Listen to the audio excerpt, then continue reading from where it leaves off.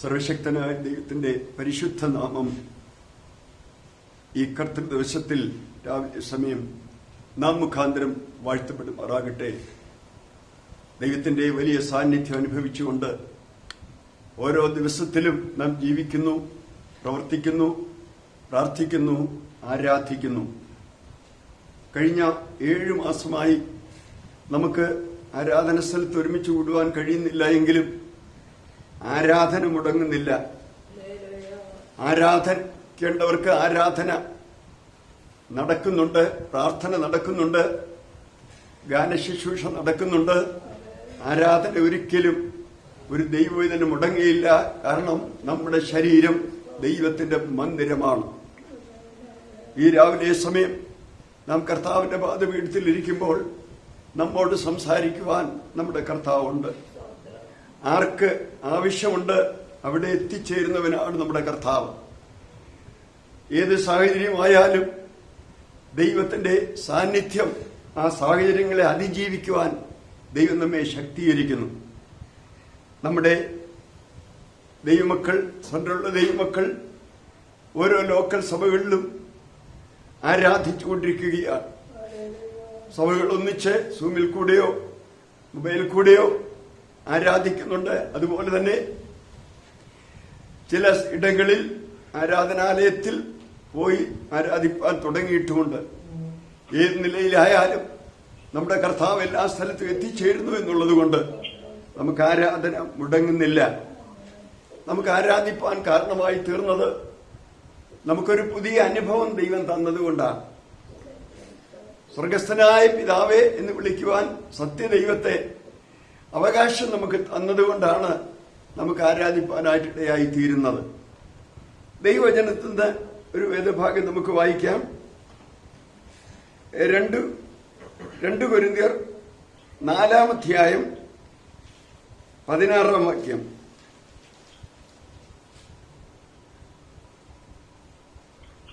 അതുകൊണ്ട് ഞങ്ങൾ അധൈര്യപ്പെടാതെ ഞങ്ങളുടെ പുറമേയുള്ള മനുഷ്യൻ ക്ഷയിച്ചു പോകുന്നുവെങ്കിലും ഞങ്ങളുടെ അകമേയുള്ളവൻ നാൾക്കുനാൾ പുതുക്കം പ്രാപിക്കുന്നു.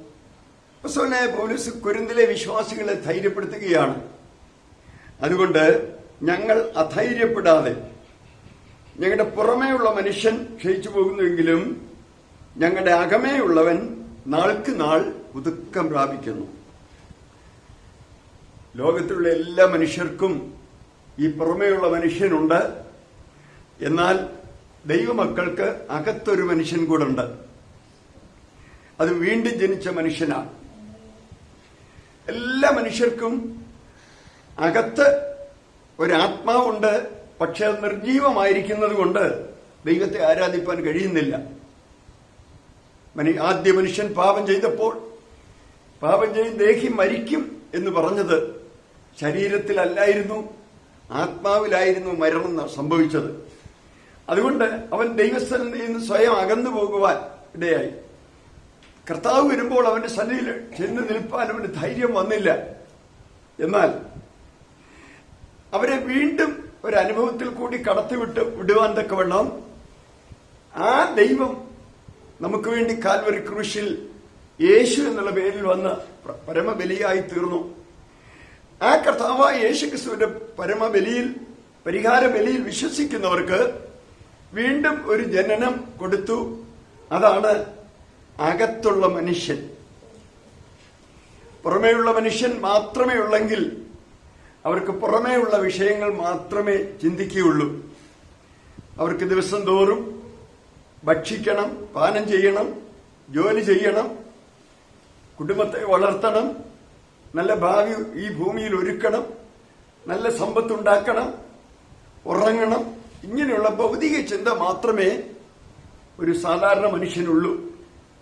എന്നാൽ വീണ്ടും ജനിച്ച ഒരു മനുഷ്യന് ഈ പുറമേ ഉള്ളതായിരിക്കുന്ന വിഷയത്തെക്കാൾ കവിഞ്ഞ് അകത്തെ മനുഷ്യനാണ് ശക്തിപ്പെട്ട് ഭാവി കാര്യങ്ങളെക്കുറിച്ച് ചിന്തിക്കുന്നത്. അകത്തെ മനുഷ്യന് മാത്രമേ ഭാവിയെക്കുറിച്ച് ചിന്തിപ്പാൻ കഴിയുള്ളൂ. കാരണം അകത്ത് വീണ്ടും ജനിപ്പിച്ചത് സ്വർഗത്തിലെ ദൈവമാണ്. ആ സ്വർഗത്തിലെ ദൈവത്തെ അബ്ബാപിതാവേ എന്ന് വിളിച്ചുകൊണ്ട് ആ സ്വർഗത്തിലെ അപ്പന്റെ ഹിതം എന്താണ്, എന്റെ ജീവിതത്തിൽ ഞാൻ എന്താണ് ചെയ്യേണ്ടത് ദിവസം തോറും ആരാഞ്ഞ് പുതുക്കം പ്രാപിച്ച് പ്രത്യാശയോടുകൂടെ ഞാൻ എന്റെ ഭവനത്തിൽ, എന്റെ പിതൃഭവനത്തിൽ ചെല്ലും, എനിക്ക് വേണ്ടി ഒരുക്കിയിരിക്കുന്ന ഭവനത്തിൽ ഞാൻ ചെല്ലും എന്നുള്ള പ്രത്യാശയോടുകൂടെ കഴിയുന്നു. അതാണ് ഞങ്ങളുടെ പുറമേയുള്ള മനുഷ്യൻ നാൾക്ക് നാൾ ക്ഷയിക്കുന്നു, എങ്കിലും അകമേയുള്ളവൻ നാൾക്ക് നാൾ പുതുക്കം പ്രാപിക്കുന്നു. പുറമേയുള്ള മനുഷ്യന് ശൈശവമുണ്ട്, കൗമാരമുണ്ട്, യൗവനമുണ്ട്, വാർദ്ധക്യമുണ്ട്. വാർദ്ധക്യമാവുമ്പോഴേക്കും തന്റെ ശരീരത്തിന്റെ പ്രവൃത്തികൾക്കെല്ലാം മാറ്റമുണ്ടാകുന്നു. ഇച്ഛാശക്തി, വികാരങ്ങൾ, ആഗ്രഹങ്ങൾ എന്നുവേണ്ട എല്ലാത്തിനും പക്വത വന്നു. എന്നാൽ പുറമേയുള്ളവൻ ശാരീരികമായും ക്ഷീണിക്കും, എന്നാൽ അകമേയുള്ളവൻ ക്ഷീണിക്കുന്നില്ല, നാൾക്ക് നാൾ പുതുക്കം പ്രാപിച്ചു വളരുകയാണ്. കാരണം വീടോട് അടുക്കും തോറും അവന്റെ പ്രത്യാശ വർദ്ധിക്കുകയാണ്. സ്തോത്രം. ദൈവത്തിന്റെ വചനത്തിൽ നാം പഠിച്ചാൽ യഹൂദന്മാർ പഴയ നിയമകാലത്ത് ദൈവ ഇസ്രായേലിനെ തെരഞ്ഞെടുത്ത്, അബ്രഹാമിന്റെ സന്തതിയെ, ആ യഹൂദ ജാതിയെ ദൈവം തെരഞ്ഞെടുത്ത് എന്ന് നമ്മൾ കാണുന്നു. അന്ന് ലോകത്തിലുള്ള സകല മനുഷ്യരിൽ നിന്നും ഒരു തെരഞ്ഞെടുപ്പുണ്ടായി. അവർ യഹൂദനാണ്, ദൈവമക്കളാണ്, ദൈവജനമാണെന്ന് തിരിച്ചറിയേണ്ടതിന് അവർക്ക് പുറമേ ഒരു അടയാളം കൊടുത്തു. അതായിരുന്നു സർക്കംസിഷൻ, പരിച്ഛേദന. ഈ പരിച്ഛേദന ഏൽക്കാത്ത വ്യക്തി യഹൂദൻ എന്നറിയപ്പെടുകയില്ല. പരിച്ഛേദന ഏറ്റുകഴിഞ്ഞാൽ അവൻ ദൈവസഭയിൽ എണ്ണപ്പെടും, യഹൂദ കുടുംബത്തിൽ എണ്ണപ്പെടും, ദൈവത്തിന്റെ ജനത്തിന്റെ കൂട്ടത്തിൽ അവൻ എണ്ണപ്പെടും.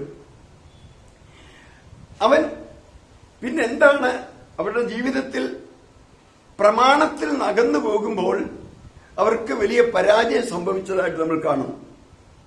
അവർ യഹൂദന്മാരാണെങ്കിലും ദൈവത്തിന്റെ ജനമാണെങ്കിലും പിന്നീട് ശത്രുക്കളുടെ പിടിയിൽ അവരെ അമർന്ന് അന്യദേശത്തേക്ക് അടിമകളായിട്ടൊക്കെ അവരെ കൊണ്ടുപോയി എന്ന് നമ്മൾ കാണുന്നു.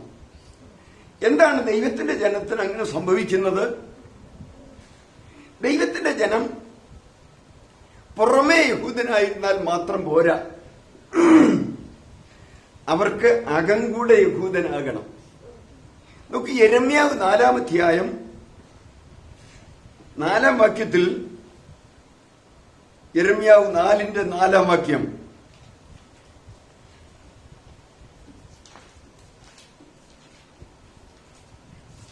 യെരൂശലേം നിവാസികളും യഹൂദ പുരുഷന്മാരും യെരൂശലേം നിവാസികളുമായുള്ളവരെ, നിങ്ങളുടെ ദുഷ്പ്രവൃത്തികൾ നിമിത്തം എന്റെ കോപം തീ പോലെ ജ്വലിച്ച് ആർക്കും കെടുത്തുകൂടാതെ വണ്ണം കത്താതിരിക്കേണ്ടതിന് നിങ്ങളെ തന്നെ യഹോവയ്ക്കായി പരിച്ഛേദന ചെയ്ത് നിങ്ങളുടെ ഹൃദയത്തിന്റെ അഗ്രചർമ്മം നീക്കിക്കളഞ്ഞു. അവർ ശരീരത്തിൽ അഗ്രചർമ്മം മുറിച്ചു കളഞ്ഞവരാണ്, പരിച്ഛേദന ഏറ്റവരാണ്. എന്നാൽ അവരുടെ അകം പരിച്ഛേദന ഏൽക്കണമായിരുന്നു. അകത്ത് പരിച്ഛേദന. യഹൂദൻ എന്ന് പേരുകൊണ്ട് ആയാൽ പോരാ, യഹൂദൻ എന്നുള്ള അഭിമാനം അവർക്കുണ്ടായിരിക്കണം. അതിന്റെ ഫലം അവരുടെ ജീവിതത്തിൽ ഉണ്ടായിരിക്കണം. മറ്റുള്ള ജനങ്ങളിൽ നിന്ന് അവരെ തെരഞ്ഞെടുത്ത് പ്രത്യേകമായ ഉപദേശവും പ്രമാണവും നിയമങ്ങളും ഒക്കെ കൊടുത്തെങ്കിൽ മറ്റുള്ളവരിൽ നിന്ന് അവർ വ്യത്യസ്തരായി ജീവിക്കണമായിരുന്നു. പരിച്ഛേദന എന്നുള്ളതായിരിക്കും അടയാളം കൊടുത്തത്. ആ പരിച്ഛേദന എന്തിനാണെന്ന് അവർ ചിന്തിച്ച് അവരുടെ അകത്ത് ദൈവമക്കൾ എന്നുള്ള അഭിമാനത്തോടെ ജീവിക്കണമായിരുന്നു. പുതിയ നിയമത്തിൽ അത് എടുത്തു പറയുന്നുണ്ട്. റോമാലേഖനം 2-ാം അധ്യായത്തിൽ റോമിലെ വിശുദ്ധന്മാർക്ക് പൗലോസ് ലേഖനം എഴുതുമ്പോൾ ആ കാര്യം എടുത്തു പറയുന്നു. റോമാലേഖനം 2-ാം അധ്യായം 28-29. പുറമേ യഹൂദനായവൻ യഹൂദനല്ല, പുറമേ ജഡത്തിലുള്ളത് പരിച്ഛേദനയുമല്ല, അകമേ യഹൂദനായവൻ അത്രേ യഹൂദൻ, അക്ഷരത്തിലല്ല ആത്മാവിലുള്ള ഹൃദയ പരിച്ഛേദന അത്രേ പരിച്ഛേദന. അവന് മനുഷ്യരാലല്ല ദൈവത്താൽ തന്നെ പുകഴ്ച ലഭിക്കും. ഇവിടെ അപ്പോസ്തലൻ പഴയ നിയമത്തിലെ പരിച്ഛേദന, പുതിയ നിയമത്തിലേത് അതിന്റെ അർത്ഥം എന്താണെന്ന് പ്രഖ്യാപിക്കുകയാണ്. താൻ എടുത്തു പറയുകയാണ്, പുറമേ യഹൂദനായവൻ യഹൂദനല്ല. പുറമേ പരിച്ഛേദന ഏറ്റു, യഹൂദനെന്ന് നാമകരണം കിട്ടി. പക്ഷേ പുറമേ മാത്രം യഹൂദനാണെങ്കിൽ പരിച്ഛേദന ഏറ്റതുകൊണ്ട് മാത്രം അവർ യഹൂദനാകുന്നില്ല. അകമേ യഹൂദനായവൻ അത്രേ യഹൂദൻ. അപ്പോൾ പുറമേ ജഡത്തിലുള്ളത് പരിച്ഛേദനയല്ല, അകമേ യഹൂദനായവൻ അത്രേ യഹൂദൻ. അക്ഷരത്തിലല്ല, ആത്മാവുള്ള ഹൃദയപരിച്ഛേദന അത്രേ പരിച്ഛേദന. അവന് മനുഷ്യരാലുള്ള ദൈവത്താൽ തന്നെ വീഴ്ച ലഭിക്കും. ഇവിടെ പുറമേ യഹൂദൻ, അകമേ യഹൂദൻ. ഈ പുറമേ യഹൂദനായവൻ ശരീരത്തിൽ അഗ്രചർമ്മം കട്ട് ചെയ്ത് കളഞ്ഞു എന്ന് മാത്രമേ ഉള്ളൂ. പക്ഷേ അകമേ യഹൂദനായവൻ എന്തിനു വേണ്ടി അത് ചെയ്തു എന്ന് ചിന്തിച്ച് അഭിമാനത്തോടുകൂടെ, അതിൽ ലോകത്തിൽ ഞങ്ങളെ തെരഞ്ഞെടുത്തത് എന്തിനു വേണ്ടിയാണ്? ലോകത്തിന്റെ മുമ്പാകെ സത്യദൈവത്തെ ഉയർത്തിപ്പിടിക്കേണ്ടതിന് വേണ്ടിയാണ് എന്നുള്ള യാഥാർത്ഥ്യം മനസ്സിലാക്കി അത് പ്രകാരം ജീവിക്കുന്നവനാണ് യഥാർത്ഥത്തിൽ അകമേയുള്ള യഹൂദൻ. ഈ അകമേയുള്ള യഹൂദൻ അവന്റെ ജീവിതത്തിൽ അഭിമാനമുള്ളവനാണ്. അവർക്ക് വേണ്ടി ദൈവം എപ്പോഴും ജയത്തിന്റെ കൊടി അവരുടെ മേൽ പിടിക്കും. ശത്രുവിന്റെ മുമ്പാകെ അവരെ ജയിപ്പിക്കുകയും ശത്രു അവരുടെ മുമ്പാകെ താണു പോവുകയും ചെയ്യുമെന്ന് നമ്മൾ കാണുന്നു. പഴയ നിയമത്തിൽ പല ഭാഗങ്ങളിൽ അകമേ യഹൂദനായവരെയും പുറമേ യഹൂദനായവരെയും നമുക്ക് കാണാം. എസ്തേറിന്റെ പുസ്തകത്തിൽ അകമേ യഹൂദനായവരുടെ അടിമദേശത്താണ് വന്നത്. ഇസ്രായേൽ മക്കൾ പരിച്ഛേദന ഏറ്റെങ്കിലും അകത്ത് പരിച്ഛേദന ഇല്ലാഞ്ഞതുകൊണ്ട് അവര് അടിമദേശത്ത് പോകേണ്ടി വന്നു. ബാബേൽ സാമ്രാജ്യകാലത്ത് അവർ അടിമകളായി തീർന്നു. പല സാമ്രാജ്യങ്ങളിൽ അവർ അടിമകളായിരിക്കേണ്ടി വന്നു. പക്ഷെ ആ അടിമകാലത്തൊക്കെ അകത്ത് യഹൂദനായി സൂക്ഷിച്ച ചിലരും ഉണ്ടായിരുന്നു. അവരിൽ ഒരാളാണ് മൊർദെഖായി എന്ന് നമുക്ക് കാണാം, എസ്തേർ രാജ്ഞിയുടെ ചിറ്റപ്പൻ. അപ്പോൾ ആ പുറജാതി രാജ്യത്ത് പുറജാതി രാജാവിന്റെ ഭാര്യയായി തീരുവാൻ എസ്തേറിന് ഭാഗ്യം ലഭിച്ചു. അങ്ങനെ എസ്തേറിന് ഭാഗ്യം ലഭിച്ചത് ഒരു തെരഞ്ഞെടുപ്പിൽ കൂടെയാണ്. ദൈവത്തിന്റെ പ്രത്യേക പദ്ധതിയായിരുന്നു. ആർക്കു വേണ്ടി അത് ചെയ്യുവാനാ? അകമേ യഹൂദനായി ജീവിക്കുന്ന ചിലർക്ക് വേണ്ടി ചെയ്യാനായിരുന്നു. അതിൽ ഒരുവനായിരുന്നു, മുഖ്യനായിരുന്നു മൊർദെഖായി. മൊർദെഖായി തന്റെ മകളോട് ചുമ്മാതെ ചിറ്റപ്പന്റെ മകളോട് പറഞ്ഞു, നീ നിന്റെ പേരും ജാതി ഒന്നും പറയരുത്, നിന്നെ സ്വഭാവം നോക്കി സൗന്ദര്യം നോക്കി തെരഞ്ഞെടുത്തതാ. അങ്ങനെ തെരഞ്ഞെടുത്ത കൂട്ടത്തിൽ ഈ എസ്തേറിന് 1ാം റാങ്ക് കിട്ടി. അങ്ങനെ രാജാവിന്റെ പത്നിയായി തീർന്നു. എന്നാൽ കുറെ കഴിഞ്ഞപ്പോൾ പരിശോധനകളുണ്ടായി. ആ ദേശത്ത് ഒരു ഹാമാനെ രാജാവ് ഉയർത്തിക്കൊണ്ടുവന്നു. ആ ഹാമാനെ എല്ലാവരും വീണ് നമസ്കരിക്കുമ്പോൾ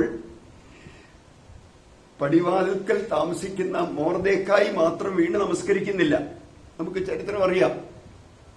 മൊർദെഖായി വീണ് നമസ്കരിക്കാതിരിക്കുമ്പോൾ ഹാമാൻ അവനോട് വിരോധമുണ്ടായി. എല്ലാവരും വീണ് നമസ്കരിക്കുമ്പോൾ മൊർദെഖായി മാത്രം വീണ് നമസ്കരിക്കുന്നില്ല. അതുകൊണ്ട് മൊർദെഖായി എങ്ങനെയും നശിപ്പിക്കണമെന്ന് അവൻ തീരുമാനിച്ചു. അപ്പോൾ മറ്റുള്ളവർ ചോദിച്ചു, ഞങ്ങളെല്ലാം വീണ് നമസ്കരിക്കുന്നില്ല, നീ മാത്രം വീണ് നമസ്കരിക്കാതെ നിന്റെ ഈ സ്വഭാവം നിൽക്കുമോ? എസ്തേർ 3-ാം അധ്യായത്തിൽ 4-ാം വാക്യത്തിൽ അവരിങ്ങനെ ദിവസം പ്രതി അവനോട് പറഞ്ഞിട്ടും അവനവരുടെ വാക്ക് കേൾക്കാതിരുന്നതിനാൽ മൊർദെഖായിയുടെ പെരുമാറ്റം നിലനിൽക്കുമോ എന്ന് കാണേണ്ടതിന് അവർ അത് ഹാമാനോട് അറിയിച്ചു. താൻ യഹൂദൻ എന്ന് അവൻ അവരോട് പറഞ്ഞിട്ടുണ്ടായിരുന്നു. എന്തുകൊണ്ടാണ് വീണ് നമസ്കരിക്കാത്തത്? താൻ യഹൂദനാണെന്ന് പറഞ്ഞിട്ടുണ്ടായിരുന്നു. യഹൂദന് ദൈവപ്രമാണമുണ്ട്. ദൈവപ്രമാണമുള്ള യഹൂദനെ ദൈവമായ കർത്താവിനെ നമസ്കരിച്ച് അവനെ മാത്രമേ ആരാധിക്കാവൂ. മനുഷ്യാരാധന, മനുഷ്യനെ വീണ് നമസ്കരിക്കുന്നത് അകമേ യഹൂദനായവന് സാധ്യമല്ല. ഇതാണ് അകത്ത് യഹൂദൻ, അകത്ത് ദൈവവൈതൽ എന്ന് പറയുന്നത്. അപ്പോൾ ഈ ഹാമാൻ മൊർദെഖായിയെ ദൃഷ്ടിവെച്ചു, എങ്ങനെങ്കിലും ഇവനെ നശിപ്പിക്കണം. ഹാമാന്റെ പദവി രാജാവ് ഉയർത്തി, തന്റെ രണ്ടാമനാക്കി വെച്ചു. ഇങ്ങനെ രണ്ടാമനാക്കി വെച്ചിട്ട് ആ പദവി കിട്ടിയ ശേഷം വീട്ടിലോട്ട് ചെന്നു. ഭാര്യയോട് പറഞ്ഞു, രാജാവ് എന്നെ രണ്ടാമനാക്കി വെച്ചിരിക്കുന്നു, ഇത്ര വലിയ പദവിയൊക്കെ ദൈവം രാജാവ് എനിക്ക് തന്നിരിക്കുന്നു എന്ന് പറഞ്ഞു. അപ്പോൾ അതിന്റെ 4-ാം അധ്യായത്തിൽ തന്റെ ഭാര്യയോട് താൻ പറഞ്ഞു, രാജാവ് എന്നെ ഇത്ര ഉയർത്തിയെങ്കിലും രാജാവ് എന്നെ തെരുവീതിയിൽ കൂടെ ആളുകളെ കൊണ്ട് നടത്തിച്ച് എന്നെ മറ്റുള്ളവരുടെ മുമ്പാകെ ഉയർത്തി കാണിച്ചുവെങ്കിലും ഒരാൾ മാത്രം എന്നെ വീണ് നമസ്കരിക്കുന്നില്ല. അത് മൊർദെഖായി എന്ന് പറയുന്ന ആളാണ്. നീ ഇത്രയും രണ്ടാമനായി തീർന്നിട്ട്, രാജാവിന്റെ രണ്ടാമനായിരുന്നിട്ട് ആ മൊർദെഖായിയെ നിനക്കങ്ങ് നശിപ്പിച്ചുകൂടെ? അങ്ങനെ ഹാമാൻ ചിന്തിച്ചു, ഈ മൊർദെഖായിയുടെ വംശത്തെ മുഴുവനെ നശിപ്പിക്കാം, യഹൂദന്മാരെ മുഴുവൻ നശിപ്പിക്കാൻ തീരുമാനിച്ചു. അങ്ങനെ രാജാവിനെ കൊണ്ട് ലെറ്റർ എഴുതി സൈൻ ചെയ്ത് എല്ലായിടത്തും പരസ്യം ചെയ്തു. എന്നാൽ ഈ വിവരം അറിഞ്ഞിട്ട് മൊർദെഖായി കരയുവാൻ തുടങ്ങി. കാരണം ദൈവജനത്തെ മുഴുവൻ നശിപ്പിക്കാൻ പോകുകയാണ്. ഈ സമയത്ത് തന്റെ ചിറ്റപ്പന്റെ മകളായ എസ്തേറിനോട് പറഞ്ഞു, നീ ഈ സമയത്ത് മിണ്ടാതിരുന്നാൽ യഹൂദന്മാർക്ക് എവിടുന്നെങ്കിലും രക്ഷയുണ്ടാകും, പക്ഷെ നീ നിന്റെ പിതൃഭവനം നശിച്ചു പോകും. ഈ കാലത്തിനായിട്ടല്ലയോ നീ രാജ്ഞിസ്ഥാനത്ത് വന്നിരിക്കുന്നത്? ഇതറിഞ്ഞപ്പോൾ എസ്തേർ തന്റെ ശൂഷൻ രാജധാനിയിലുള്ള അവിടെയുള്ള എല്ലാ യഹൂദന്മാരും ഒരുമിച്ച് ഉപവസിച്ച് പ്രാർത്ഥിക്കാൻ തുടങ്ങി. 3 ദിവസത്തെ ഉപവാസ ശേഷം കാര്യങ്ങളെല്ലാം തിരിഞ്ഞു മറിഞ്ഞു. സ്തോത്രം. ഉപവാസം കഴിഞ്ഞപ്പോൾ വിഷയങ്ങളെല്ലാം മാറി. മൊർദെഖായിയെ ദൈവം രാജാവ് ഉയർത്തുവാൻ ഇടയായിത്തീർന്നു. ഇത് ഹാമാന് വലിയ അടിയായിത്തീർന്നു. വിഷയങ്ങളെല്ലാം നമുക്കറിയാമല്ലോ. ഹാമാന് വലിയ പരാജയമായിത്തീർന്നു. ഹാമാൻ തല മൂടിക്കൊണ്ട്, ഹാമാനെ കൊണ്ടാണ് മൊർദെഖായിയെ തെരുവീതിയിൽ കൂടെ നടത്തി ഉയർത്തിച്ചത്, ഘോഷിച്ചത്. ഹാമാൻ തല മൂടിക്കൊണ്ട് വീട്ടിലോട്ട് ചെന്നപ്പോൾ തന്റെ ഭാര്യ ചോദിച്ചു, എന്താ ഇന്ന് ദുഃഖിച്ചുകൊണ്ടുവരുന്നത്? രാജാവിന്റെ രണ്ടാമനല്ലേ, എന്താ ഇന്ന് ദുഃഖിച്ചുകൊണ്ടുവരുന്നത്?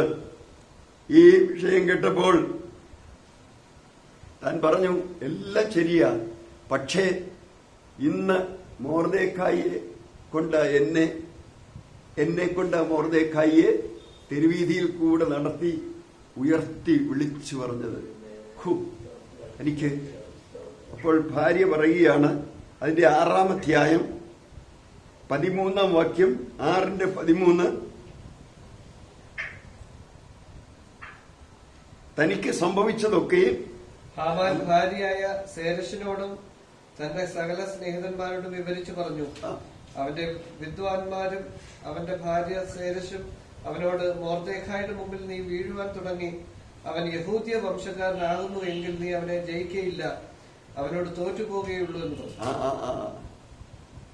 ഭാര്യ പറഞ്ഞു, അവൻ യഹൂദ വംശക്കാരനാണെങ്കിൽ നീ അവനോട് ജയിക്കയില്ല, തോറ്റുപോകുകയുള്ളൂ എന്ന് പറഞ്ഞു. ഈ മൊർദെഖായിയെ പടിപടിയായി ദൈവം ഉയർത്തിയിട്ട് ഈ ഹാമാനെ മൊർദെഖായിക്കെതിരെ ഒരുക്കിയ കഴിവുവരത്തിന്മേൽ ഹാമാനെ തൂക്കിക്കളയുകയും ഹാമാന്റെ പുത്രന്മാരെ തൂക്കിക്കളയുകയും ചെയ്തു കഴിഞ്ഞപ്പോൾ സംഭവിച്ച കാര്യം നേരെ അങ്ങ് തിരിഞ്ഞു. ഹാമാന്റെ കുടുംബം ഭൂമിയിലില്ല. മൊർദെഖായി മുഖാന്തരം അനേകർ യഹൂദന്മാരായി തീർന്നു. മൊർദെഖായിയെ കുറിച്ച് ഒടുവിൽ എഴുതിയിരിക്കുന്നത് 10-ാം അധ്യായം 3-ാം വാക്യത്തിൽ, യഹൂദനായ മൊർദെഖായി അഹശ്വേരോശ് രാജാവിന്റെ രണ്ടാമനും സഹോദര സംഘത്തിന് ഇഷ്ടനും യഹൂദന്മാരിൽ സ്വജനത്തിന് ഗുണകാംക്ഷയും തന്റെ സർവവംശത്തിനും അനുകൂലവാദിയുമായിരുന്നു. അവന്റെ ടൈറ്റിൽ എന്താണ്? യഹൂദനായ മൊർദെഖായി എന്ന. സ്തോത്രം. യഹൂദനായ മൊർദെഖായി അഹശ്വേരോശ് രാജാവിന്റെ രണ്ടാമനും യഹൂദന്മാരിൽ വെച്ച് മഹാനും സഹോദര സംഘത്തിന് ഇഷ്ടനും സ്വജനത്തിന് ഗുണകാംക്ഷിയും തന്റെ സർവവംശത്തിനും അനുകൂലവാദിയുമായിരുന്നു. യഹൂദനായ മൊർദെഖായി എന്ന് അറിയപ്പെടുന്നത് യഹൂദൻ. അവൻ യഹൂദനെങ്കിൽ നീ അവനെ ജയിക്കത്തില്ല. യഥാർത്ഥ ദൈവമക്കൾ ആരാണ്? അകമേ യഹൂദനാവൻ എന്ന് പറഞ്ഞാൽ എന്താണ്? പുതിയ നിയമസഭയെക്കുറിച്ച് പറയുമ്പോൾ അകമേ യഹൂദനായവൻ, അകമേ ദൈവവൈതലായവൻ. വാസ്തവത്തിൽ ഇതിന്റെ പൊരുളാണ് ഫിലിപ്പി ലേഖനത്തിൽ പൗലോസ് അപ്പോസ്തലൻ പറയുന്നത്. ഫിലിപ്പി ലേഖനം 3-ാം അധ്യായം 3-ാം വാക്യം, നാമല്ലോ പരിച്ഛേദനക്കാർ. സ്തോത്രം. നാമല്ലോ പരിച്ഛേദനക്കാർ. യഥാർത്ഥ പരിച്ഛേദനക്കാര് നമ്മളാണ് എന്ന് പറഞ്ഞിട്ട് പറയുകയാണ്. ആരാണ്? അതിന്റെ യോഗ്യത എന്താണ്? ദൈവത്തിന്റെ ആത്മാവ് കൊണ്ട് ആരാധിക്കുകയും ക്രിസ്തുയേശുവിൽ പ്രശംസിക്കുകയും ജഡത്തിൽ ആശ്രയിക്കാതിരിക്കുകയും ചെയ്യുന്ന നാം തന്നെ. അപ്പോൾ ദൈവത്തിന്റെ ആത്മാവ് കൊണ്ട് ആരാധിക്കുന്നവരാണ് യഥാർത്ഥ പരിച്ഛേദനക്കാർ. പരിച്ഛേദന എന്ന് പറഞ്ഞാൽ ശരീരത്തിന്റെ അഗ്രചർമ്മം കട്ട് ചെയ്യുന്നത് പോലെ പുതിയ നിയമത്തിൽ വരുമ്പോൾ അത് മാനസാന്തരമാണ്. ഹൃദയത്തിന്റെ അഗ്രചർമ്മമാ കട്ട് ചെയ്ത് കളയുന്നത്. ഹൃദയത്തിലെ പാപം കട്ട് ചെയ്ത് കളയുക, അവന്റെ പേര് മാറ്റുകയാണ്. ഒരു വലിയ സർജറി നടക്കുകയാണ് ഇതിനകത്ത്. പാപം മുഖാന്തരം ദൈവത്തിൽ നിന്ന് അകന്നു പോയവനെ വീണ്ടും ദൈവവേദിയിലാക്കി തീർക്കുന്ന ശുശ്രൂഷയാണ് ഇവിടെ നമ്മൾ കാണുന്നത്. നാമല്ലോ പരിച്ഛേദനക്കാർ. ദൈവത്തിന്റെ ആത്മാവ് കൊണ്ട് ആരാധിക്കുകയും ക്രിസ്തുയേശുവിൽ പ്രശംസിക്കുകയും ജഡത്തിൽ ആശ്രയിക്കാതിരിക്കുകയും ചെയ്യുന്ന നാം തന്നെ. അപ്പോൾ ദൈവത്തിന്റെ പൈതൽ, ദൈവത്തിന്റെ ആരാധകൻ, അകത്താണ് ആരാധന നടക്കുന്നത്.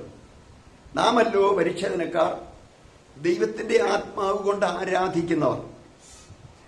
അപ്പോൾ ദൈവത്തിന്റെ ആത്മാവും നമ്മുടെ ആത്മാവും കൂടെ കൂടിയാണ് ആരാധന.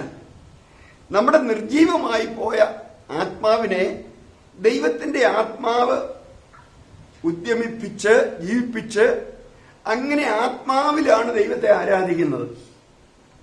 ശബരിക്കാരി സ്ത്രീയോട് യേശു പറഞ്ഞു, സ്ത്രീയെ, സത്യനമസ്കാരികൾ പിതാവിനെ ആരാധിക്കുന്നത് സത്യത്തിലും ആത്മാവിലുമാണെന്ന് യോഹന്നാൻ 4-ാം അധ്യായത്തിൽ നമ്മൾ വായിക്കാം.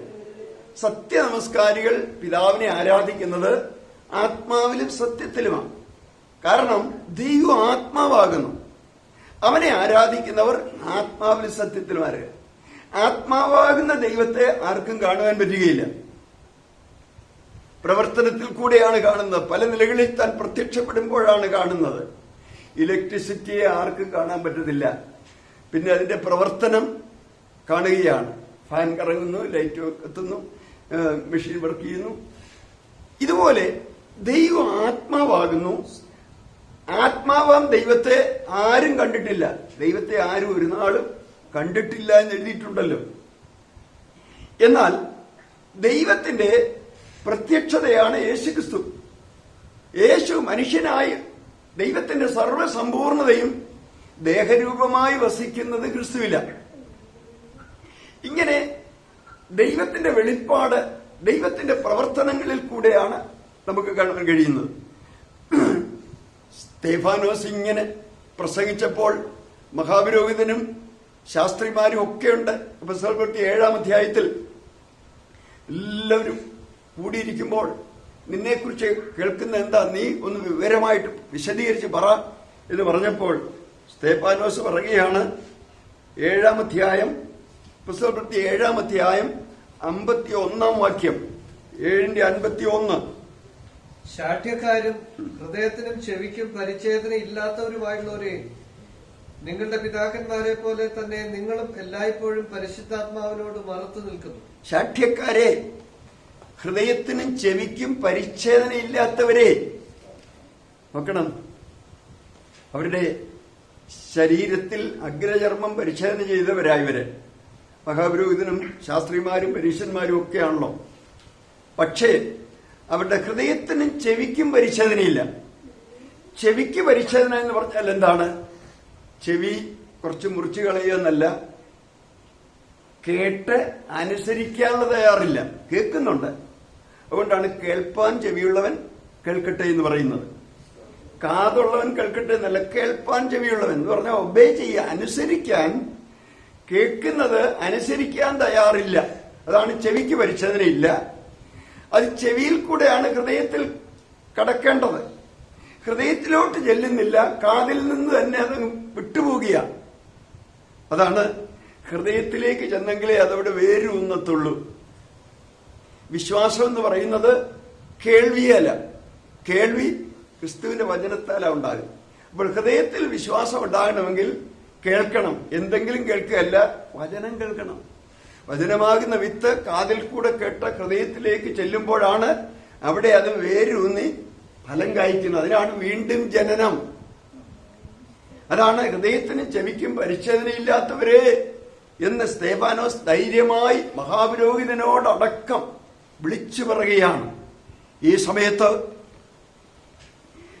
നാമല്ലോ പരിച്ഛേദനക്കാർ ദൈവത്തിന്റെ ആത്മാവ് കൊണ്ട് ആരാധിക്കുകയും ക്രിസ്തുവേശുവിൽ പ്രശംസിക്കുകയും ജഡത്തിൽ ആശ്രയിക്കാതിരിക്കുകയും ചെയ്യുന്ന നാം തന്നെ. ജഡത്തിൽ പ്രശംസിപ്പാൻ ഒരു ദൈവവൈതലിന് ഒന്നുമില്ല. കാരണം ലഭിച്ചതല്ലാതൊന്നുമില്ല. എല്ലാം കിട്ടി. യാതൊരു യോഗ്യതയും ഉണ്ടായിട്ട് കിട്ടിയതല്ല ഈ പുത്രത്വം. ഒരു യോഗ്യതയുമില്ല എന്ന് സമ്മതിച്ചതുകൊണ്ട് കിട്ടിയതാണ്. അപ്പോൾ ഹൃദയത്തിനകത്ത് പരിച്ഛേദന എന്ന് പറഞ്ഞാൽ ഹൃദയത്തിനകത്തേത് വേണ്ടാത്തതൊക്കെ കട്ട് ചെയ്ത് കളയുക. അതിനാണ് മാനസാന്തരം. കേവലം സ്നാനം എന്നുള്ള അടയാളം ഏറ്റതുകൊണ്ട് ഒരു വ്യക്തി മാനസാന്തരപ്പെട്ടില്ലെങ്കിൽ പ്രയോജനമില്ല. അതുകൊണ്ടാണ് മാനസാന്തരപ്പെട്ട ശേഷമേ അതിന്റെ പ്രത്യക്ഷമായ അടയാളമായി സ്നാനം സ്വീകരിക്കാവൂ എന്ന് പറയാൻ കാരണം. മാനസാന്തരപ്പെട്ടവർക്ക് മാത്രമാണ് സ്നാനം. കാരണം സ്നാനത്തിൽ കൂടെ അല്ല വീണ്ടും ജന്മം നടക്കുന്നത്. വീണ്ടും ജന്മം പ്രാപിച്ചവരാണ് സ്നാനപ്പെടുന്നത്. അങ്ങനെ ദൈവത്തിന്റെ വചനം വലിയ പരിവർത്തനം വരുത്തി അവരെ ഒരുക്കിയെടുക്കുന്ന അങ്ങനെയാണ്. അപ്പോൾ പുതിയ നിയമ വിശ്വാസികൾ പുറമേ ഉള്ളവൻ ക്ഷയിച്ചാലും അകമേ ഉള്ളവൻ ദിവസം തോറും വളരണം. കൊലോസ്യ ലേഖനത്തിൽ നമ്മൾ വായിക്കുന്നു. കൊലോസ്യ ലേഖനം 2-ാം അധ്യായം 10-11 വാക്യങ്ങളിൽ എല്ലാ വാഴ്ചയ്ക്കും അധികാരത്തിനും തലയായ അവനിൽ നിങ്ങൾ പരിപൂർണരായിരിക്കുന്നു. അവനിൽ നിങ്ങൾക്ക് ക്രിസ്തുവിന്റെ പരിച്ഛേദനയാൽ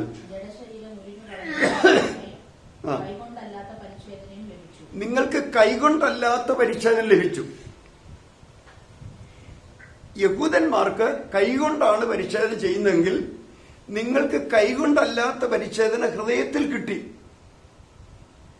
സ്നാനത്തിൽ നിങ്ങൾ അവനോടുകൂടെ അടക്കപ്പെടുകയും അവനെ മരിച്ചവരുടെ നിന്ന് ഉയർത്തെഴുന്നേൽപ്പിച്ച ദൈവത്തിന്റെ വ്യാപാര ശക്തിയുള്ള വിശ്വാസത്താൽ അവനോടുകൂടെ നിങ്ങളും ഉയർത്തെഴുന്നേൽക്കുകയും ചെയ്തു. അപ്പോൾ നിങ്ങൾ പരിച്ഛേദന ഏറ്റ ശേഷമാ സ്നാനപ്പെട്ടത്. അത് കൈകൊണ്ടല്ലാത്ത പരിച്ഛേദനയാണ്. ഈ കൈകൊണ്ടല്ലാത്ത പരിച്ഛേദന ഏറ്റവർ അകത്ത് ദിവസം തോറും വളർച്ച പ്രാപിച്ചെങ്കിലേ ഇവർ മറ്റുള്ളവർക്ക് അനുഗ്രഹമായി തീരത്തുള്ളൂ. ഉദാഹരണം പറഞ്ഞാൽ വളരെ വില കൂടിയ മരത്തടികളുണ്ട്. വിലപ്പെട്ട ഫർണിച്ചറൊക്കെ ഉണ്ടാക്കാൻ പറ്റിയത് തേക്ക് വൃക്ഷത്തെ തന്നെ എടുക്കാം. തേക്ക് കൊണ്ട് നല്ല ഉപകരണങ്ങളൊക്കെ ഉണ്ടാക്കാം. നല്ല ഹാർഡ്വുഡാണ്. പക്ഷേ ഈ തേക്ക് ഒരു വർഷമോ 2 വർഷമോ ഒന്നും ആയാൽ പോരാ ഇതുകൊണ്ട് ഫർണിച്ചർ ഉണ്ടാക്കാൻ. പല വർഷങ്ങൾ നിന്ന് അകത്തെ ഹാർഡ്വുഡ്, മലയാളത്തിൽ കാതൽ എന്ന് പറയും, ഈ ഹാർഡ്വുഡ് വികസിച്ച് വന്ന് പുറമേയുള്ള ഈ വെള്ള ഇല്ലാതാക്കണം. തഴച്ചു നിൽക്കുന്ന 3 വർഷമായ ഒരു തേക്ക് വെട്ടിയിട്ട് ഫർണിച്ചറാക്കാൻ നോക്കിയാൽ അതിന്റെ അകത്ത് ഹാർഡ്വുഡ് വളരെ ചുരുക്കമായിരിക്കും, വളരെ ചെറുതായിരിക്കും. എന്നാൽ ഇതാ വളർന്നു വന്ന് ഈ അകത്തെ കാതൽ വളർന്ന് വളർന്ന് പുറമേയുള്ള ഈ വെള്ളയെ ഇല്ലാതാക്കി കഴിയുമ്പോൾ അത് വിലയൂടിയ ഫർണിച്ചർ ഉണ്ടാക്കുവാനായിട്ട് കഴിയുന്നു. ഇത് തേക്കിന്റെ കുടുംബത്തിൽപ്പെട്ടതാണെന്ന് പറഞ്ഞുകൊണ്ട് ഒരു അർത്ഥമില്ല. ഇതുകൊണ്ട് പ്രയോജനം ചെയ്യണമെങ്കിൽ അകത്ത് വളർച്ച ഉണ്ടാകണം. ഇതുപോലെ പെന്തിക്കോസ്ത് കുടുംബത്തിൽപ്പെട്ടതാ അല്ലെങ്കിൽ സ്നാനപ്പെട്ടതാ എന്ന് പറഞ്ഞുകൊണ്ട് അർത്ഥമില്ല. അകത്തെ മനുഷ്യൻ വളർന്നെങ്കിലേ ഈ വ്യക്തി മറ്റുള്ളവർക്ക് അനുഗ്രഹമായി തീരത്തുള്ളൂ.